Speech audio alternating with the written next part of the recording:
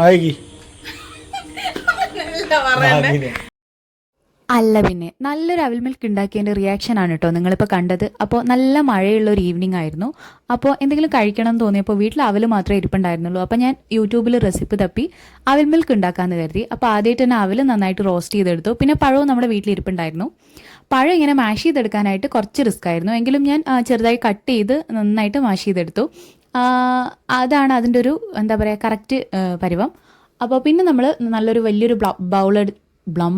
Bowl എടുത്തതിന് ശേഷം അതിൽ തിളപ്പിച്ച് തണിഞ്ഞ പാലൊഴിക്കുക, പഴവും അതിൽ ആഡ് ചെയ്ത് കൊടുക്കുക. പിന്നെ നമ്മൾ റോസ്റ്റ് ചെയ്ത് വെച്ച അവിലും കൂടെ അതിലോട്ട് ആഡ് ചെയ്ത് കൊടുക്കുക. എന്നിട്ട് എന്താ പറയുക അത് കുതിരുന്നതിന് മുന്നേ നമ്മൾ കഴിക്കണം, അല്ലെങ്കിൽ അതിനൊരു ടേസ്റ്റ് ഉണ്ടാവില്ല.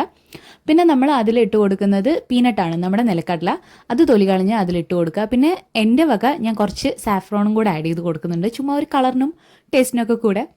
അപ്പോൾ ഇവിടെ പിന്നെ എന്ത് റെസിപ്പി കൊടുത്താലും അല്ല എന്ത് സംഭവം വലിയ ടേസ്റ്റ് ഉണ്ടാക്കി കൊടുത്താലും വലിയ എക്സ്പ്രഷനൊന്നുമില്ല. ഇത് ഞാൻ പറഞ്ഞ് ജയിക്കുന്നതാണ് കേട്ടോ, ഓൾറെഡി കഴിച്ചതാണ്. സൂപ്പറാണ് കേട്ടോ.